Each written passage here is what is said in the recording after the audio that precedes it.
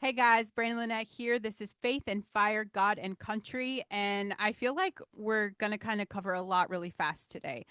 Some of it's going to make you want to stand up and cheer, and some of it's going to make you want to throw something. And at the very end of it, I want to show you something inside your own body that has been there since before you drew your first breath. Okay. And it's going to change the way that you see everything else that I'm about to say. Quick things before we start, you guys, Super Patch. I cannot talk about it enough. I want you to get unplugged from Big Pharma. I have something for everybody. And by everybody, I mean your babies, your grandmas. It's ingredient free, vibrotactile technology that is incredible. It is frequency and it works. This liberty and freedom is what my husband uses for pain. Peace and zen are what I use to be able to survive recording shows like this when I'm super stressed out. So you guys can go to the show notes right now, check it out. If you're not following my flagship show, please find Listen Bitch Podcast. I'm almost at 600 episodes, and this is the very last week of the rebellion. And I'm going to change seasons again. We'll be on season 11, so catch up with season 10, binge it. If you're worried about how to unplug from the systems and how to take massive responsibility for yourself and to not depend on the government and to just learn to trust you, baby, that shows it for you. um I don't think you guys need a trigger warning for the show. I feel like it's full tinfoil hat today, and that's where we're gonna go. Today, now, today, as I'm recording this, you guys, it is Tuesday. um Karmelo Anthony was found guilty of first degree murder today. And if you've been following the case, you know the story. April 2025, I have talked about this. Okay. When I first got radicalized, when I was like, oh my gosh, I was just pissed at the world. This actually happened shortly after I was already going crazy. So it added to the crazy. A track meet in Frisco, Texas, 17-year-old Austin Metcalf, a junior at Frisco Memorial High School, 3.97 GPA. He's an athlete, kid with a future. Um, he's arguing with Anthony over whose tent Anthony was sitting under during a rainy meet. Confrontation escalated. Anthony pulled out a knife he brought to the event and stabbed Austin Metcalf and walked away. Austin had a twin brother. It is so heartbreaking. I'm trying not to cry. Austin Metcalf was taken to the hospital. He was pronounced dead. He has a twin brother named Hunter. His family has been in that courtroom for a week listening to witnesses and watching evidence and sitting with the weight of what it means to watch your child's killer sit 20 feet away from you while his lawyers are arguing that it was self defense. Another frustrating thing, and I think the whole world watched this, is that this kid was free this entire time. So these parents bury their child and there's a killer on the streets and they could do nothing about it. You can do nothing about it. The jury deliberated for less than 3 hours. They rejected the self defense argument completely. First degree murder, guilty, guilty, guilty. Now, this does not bring someone's son back, but there has to be peace of mind that the murderer is off the streets outside the courthouses while the verdict is being read. Um, the new version of Black Panther showed up, and if you guys have watched anything, any of my shows, if you've listened to my shows, you know who kind of pays them. Okay, but they are shouting that this is a racist ass country, that nobody wants to hear about what we do to each other, that the only conversation worth having is what they are doing to us. And we're talking about a jury with real evidence. And I'm not saying every jury is great, right? People could be bought and paid for, but we all knew this kid was guilty. Like, why are you bringing a knife to school?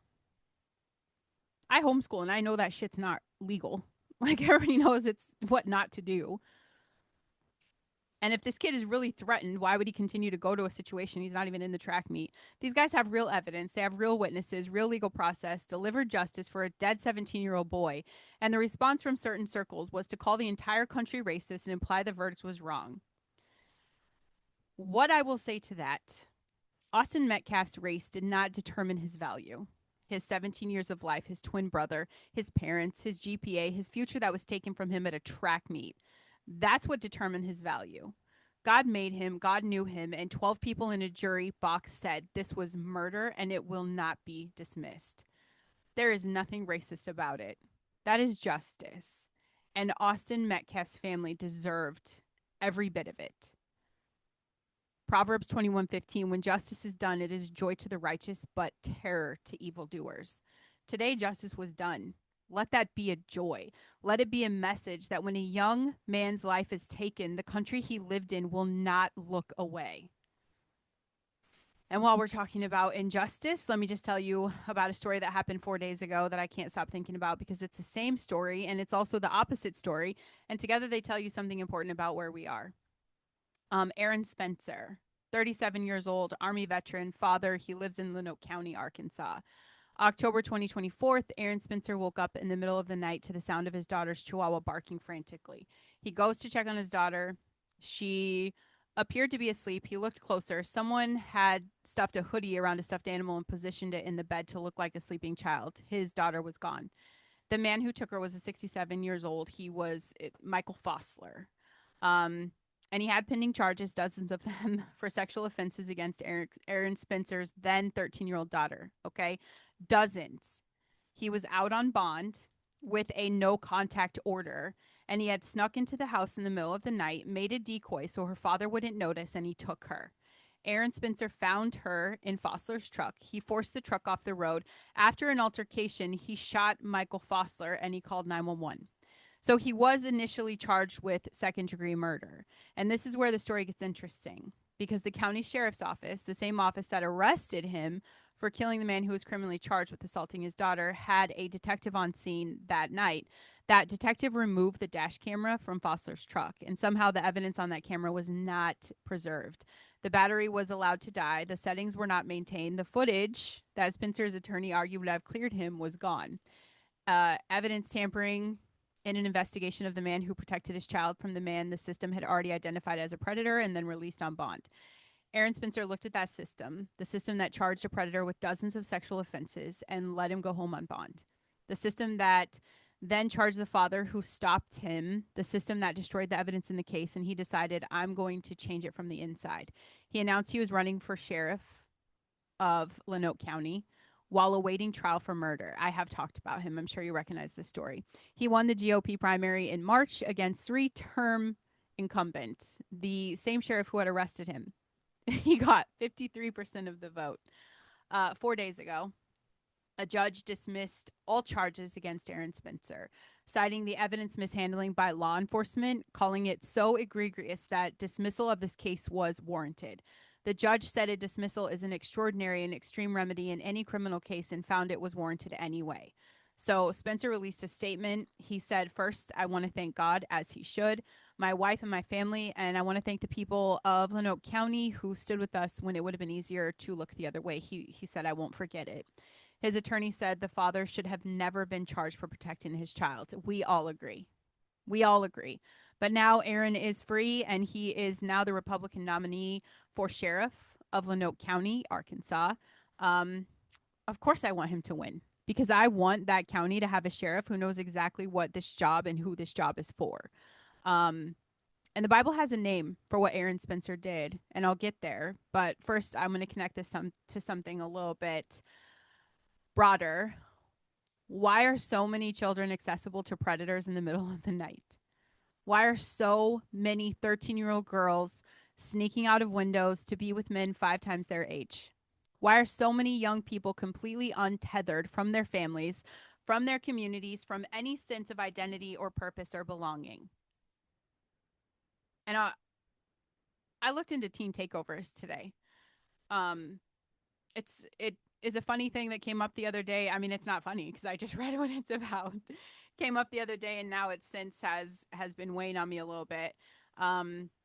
Starting in early 2025, a new thing's been sweeping the country. Massive groups of teenagers, okay, hundreds, sometimes thousands, descend on malls and restaurants and beaches and city streets.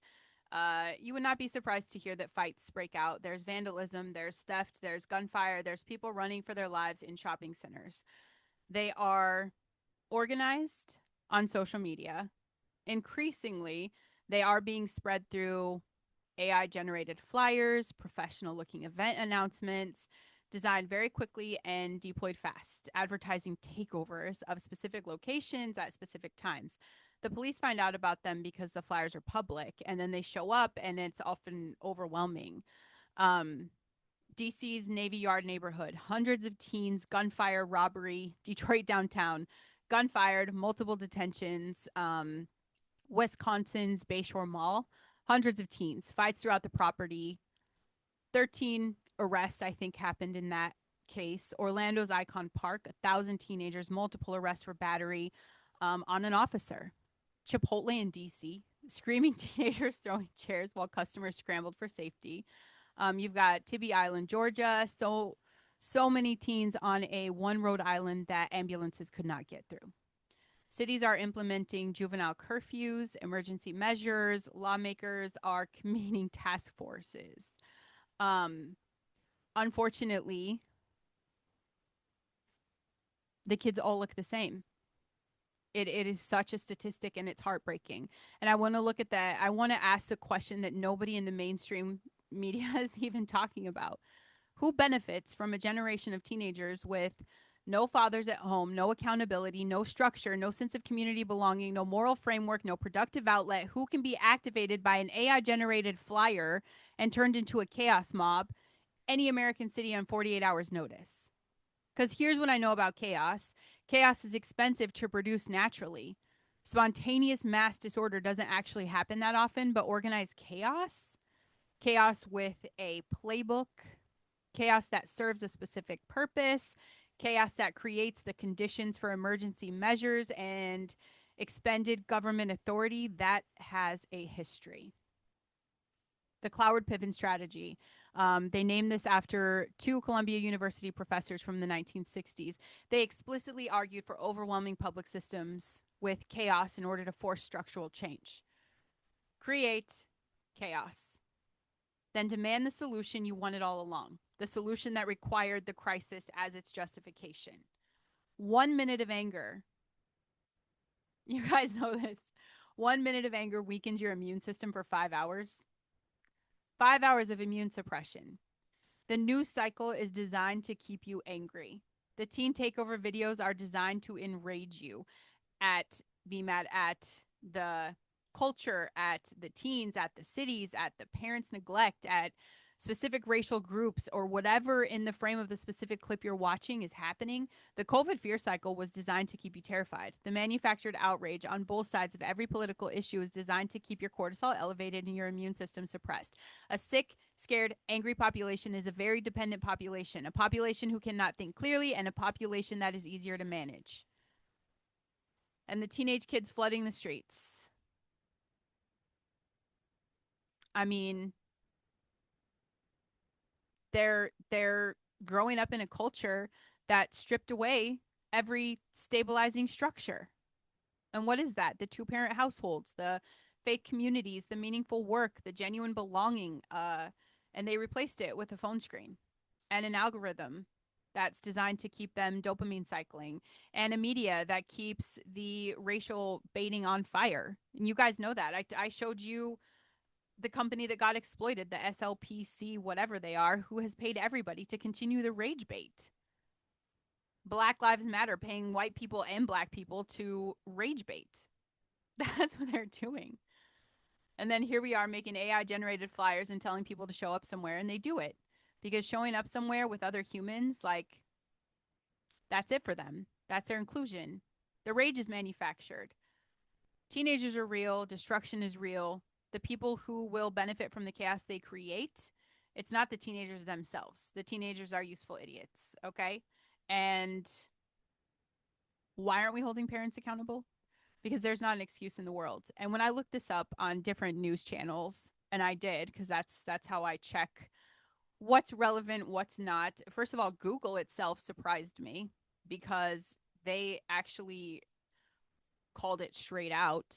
But then they just said that these are neglected kids. That is, come on, you guys. Yeah, I'm not going to buy the excuses. We're not going to justify crime. That's just not what we do here. And so now I think maybe we give you guys some good news, because I make it a point to celebrate wins. And this is a big one for me. This is very exciting. FBI Director Kash Patel announced a historic surge in the fight against child predators under the current administration. 3,400 child predators and traffickers have been arrested. And 99% increase, that's the 99% year increase under Biden's best year. 99%. 7,200 children rescued and returned home. This one is huge. I told you guys about Tebow's map of the pedophiles, okay, that are online. 3 million pedophile accounts dismantled on the Tor network, the dark web where predators thought they could hide.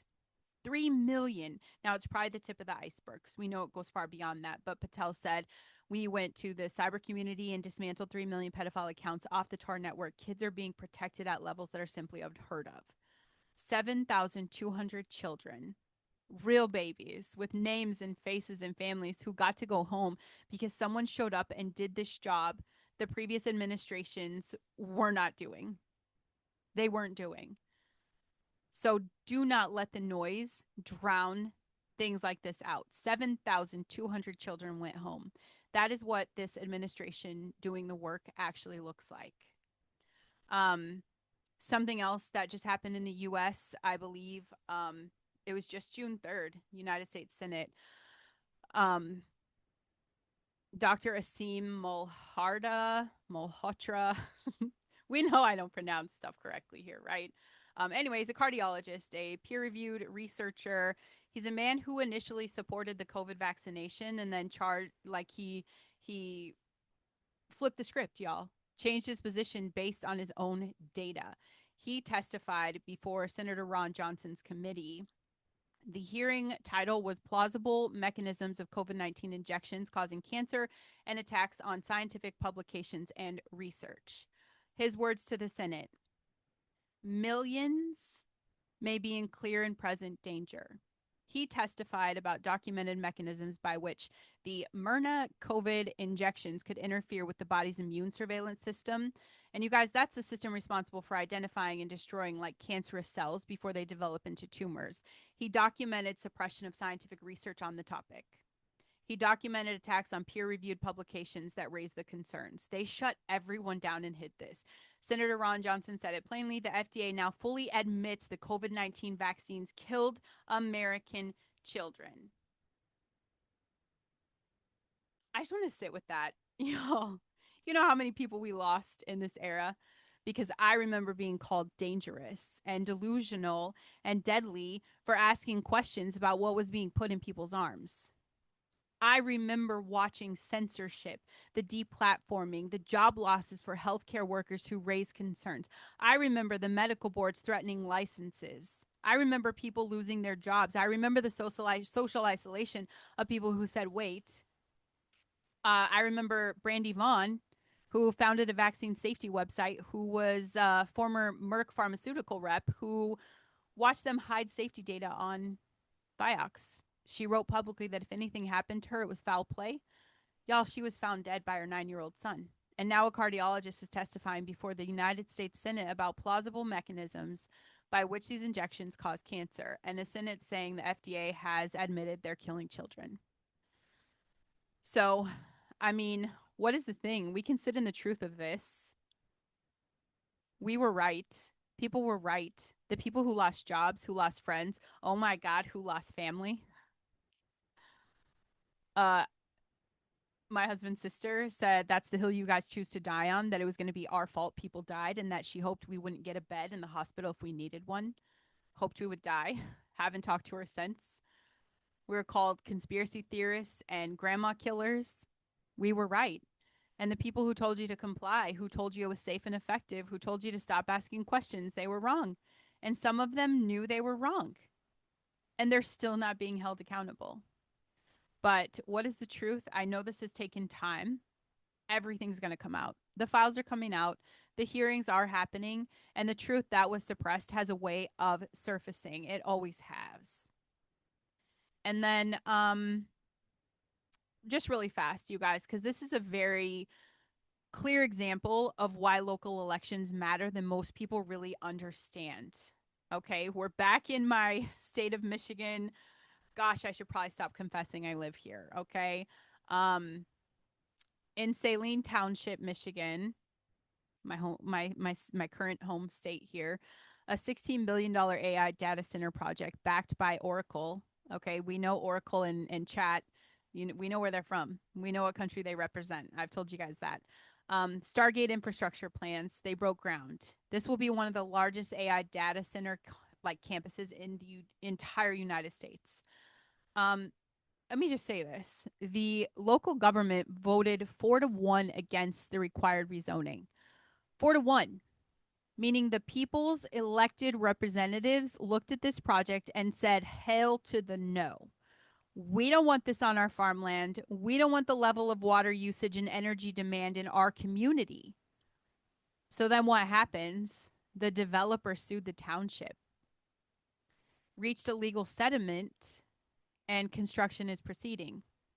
You guys, the local government said no. The courts overruled the local government, and now a $16 billion AI infrastructure project is going up in a Michigan township over the explicit objection of the elected officials the people put there to represent them. This is why I keep saying know what is happening in your local government, because the moment your representatives say no to something powerful enough to have $16 billion in the legal resources of Oracle, the system has mechanisms to override your no. You need to show up. You need to know the names, and you need to make the no louder than any legal mechanism can override. Okay? Tinfoil hat. We're just going to put that on because why not? I mean, do I ever take it off? Let's put it all the way on for a second. Like, it's the tinfoil hat that covers my whole face, and I just have eye holes and I can breathe through my nose. Okay. A few things I want to put on the table. Ask questions. We can just ask questions, right? We're just going to ask the questions. Investigative journalist Lara Logan is reporting that the U.S. targeted Maduro, specifically because he allegedly knew that Venezuela, Iran, and the CCP helped rig the 2020 presidential election. This is something I've already pulled the string on.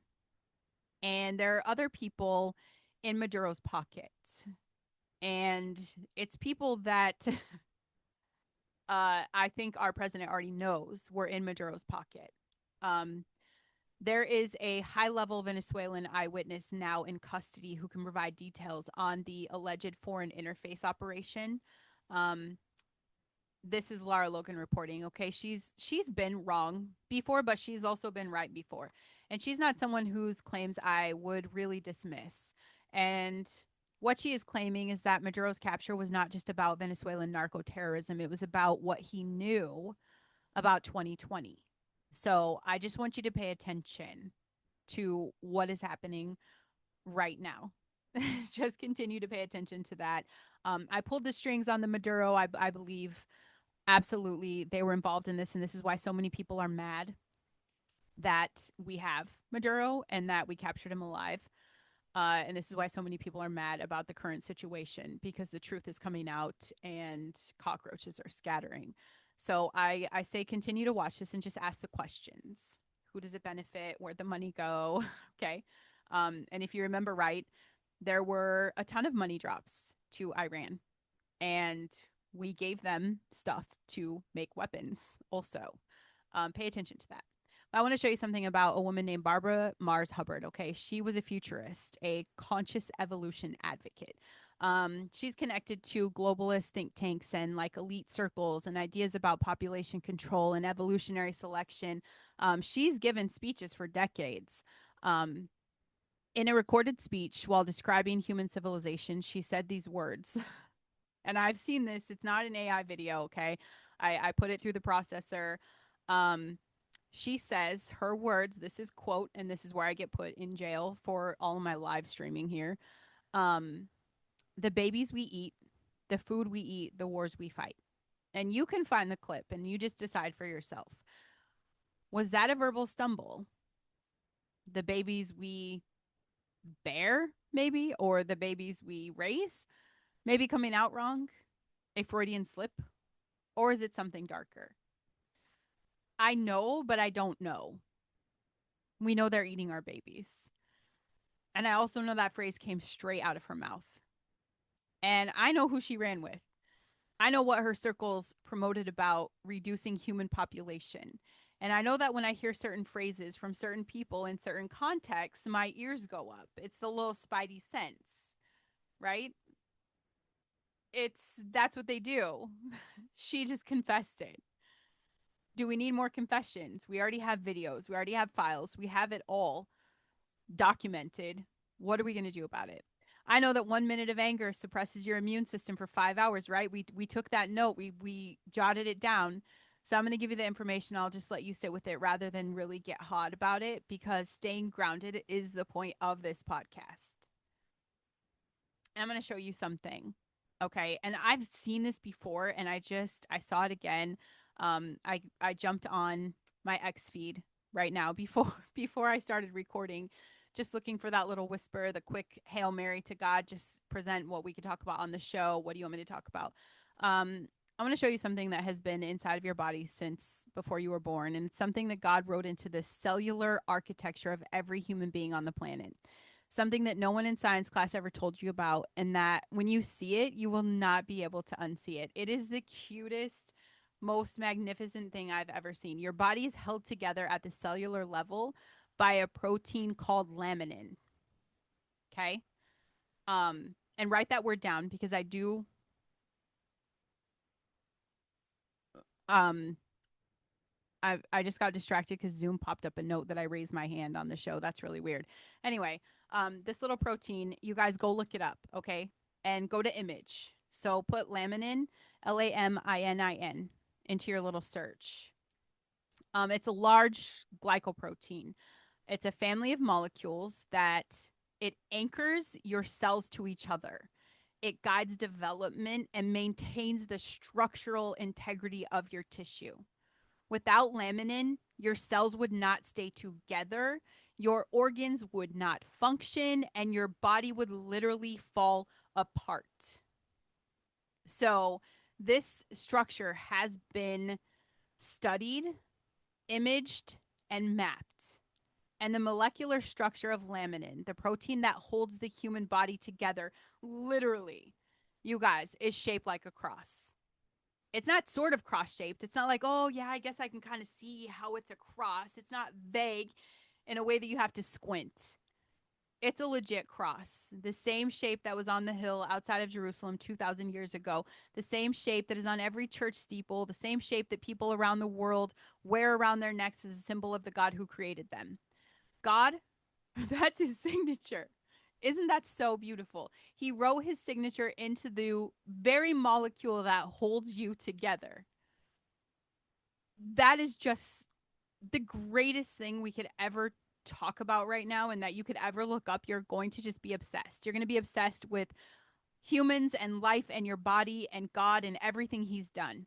Colossians 1:16-17, for by him all things were created in heaven and on earth, visible and invisible, whether thrones or dominions or rulers or authorities, all things were created through him and for him, and he is before all things, and in him all things hold together. Are you kidding me? In him all things hold together. Paul wrote that 2,000 years before electron microscopic, before they had a microscope, okay? To do an image of the protein at the center of your cellular structure. He wrote it by revelation. And when scientists finally looked closely enough at this thing holding your body together, there's the cross. I am not a coincidence. You are not a coincidence. The body God made for you was signed by the one who made it. You have been carrying his signature since before you took your first breath. In a world that wants to tell you that you're a random biological accident in a meaningless universe, that you're just this little structure of cells that turn into a human, look at what your cellular structure represents if you see what holds you together. He is before all things, and in him all things hold together. Wow. And I told you guys, the Bible has a name for what Aaron Spencer did. Okay. I want you to go to Numbers chapter 25. I want you to read the whole chapter and come back. Okay. It's not going to take you long. It really doesn't. And it's an excuse for you to open the Bible. You probably haven't opened it for a couple days. I go through times like that. Okay. I get it. But just go ahead and read that. Israel was in the wilderness. They had been falling into sexual immorality with the Moabites. God's anger burned, a plague had broken out, people were dying. And then in the middle of this, in plain sight, at the very entrance of the tent of meeting where Moses and the whole congregation of Israel, they're weeping over the judgment. A man named Zimri walked by, and he didn't hide what he was doing.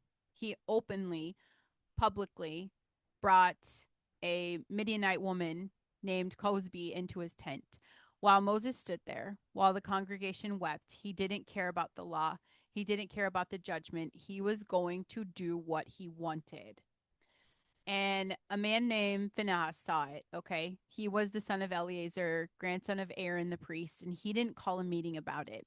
He did not file a complaint with the elders. He did not organize a task force. He picked up a spear. He followed Zimri into the tent, and he drove the spear through both of them. And the plague stopped. And God said to Moses, Phinehas, the son of Eleazar, son of Aaron, the priest, has turned back my wrath from the people of Israel, in that he was jealous with my jealousy among them, so that I did not continue the people of Israel in my jealousy. Therefore say, behold, I give to him my covenant of peace, and it shall be to him and to his descendants after him, and the covenant of a permanent priesthood, because he was jealous for his God and made atonement for the people of Israel. A covenant of peace. For a man who drove a spear through a predator who thought he could do whatever he wanted in the open in plain sight with no consequences. This Folzer guy who got shot had dozens of charges against him for sexual offenses against a 13-year-old girl. He was out on bond. He had a no contact order. He made a decoy out of a stuffed animal to fool her father, and he took her in the middle of the night. He thought he could do whatever he wanted because the system let him believe that. Aaron Spencer picked up a gun, and God, the God who is consistent through all of history, I believe he said the same thing to Aaron Spencer that he said to Phinehas. You were jealous with my jealousy for your child. You were zealous for what I'm zealous for. The covenant of peace is yours.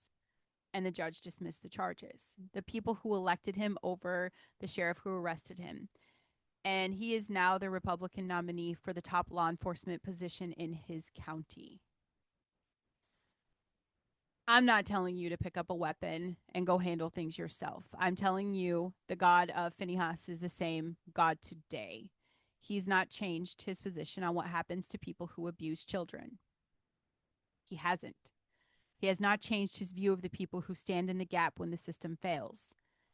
And he does not forget the names of the ones who are zealous for what he is zealous for. And I want to close with this. Today was a full day. Justice for Metcalf, Justin for Aaron Spencer's daughter. The tinfoil hat came on, and we could see all of the patterns, all of the stuff. But underneath all of this, the guilty verdicts, dismissed charges, beautiful cellular proteins in Senate hearings, and the dad who did what the system wouldn't. Underneath all of that, you guys, is the same God, the one who wrote his signature into the molecules holding your cells together, the one who called Phineas righteous for his jealousy, the one who raises up unexpected people in unexpected moments for a purpose that doesn't reveal itself until it's needed. If you have never given your life to him, if all of this is reaching something in you that you haven't been able to put your finger on, I just want to say something to you. Every cell in your body is being held together right now by a protein shaped like a cross. He was in the architecture of your creation. He knew you before you were formed in the womb. And he is not far from you right now. Not after everything you've seen, not in the middle of the chaos and the fear and the manufactured outrage and the questions that don't have clean answers yet. He's the answer that holds everything together. Come to him. You don't have to have everything figured out first. You just have to come to him. And he is before all things, and in him all things hold together, including you, especially you. Faith, Fire, God, Country. Always. I love you guys. I'll see you next week.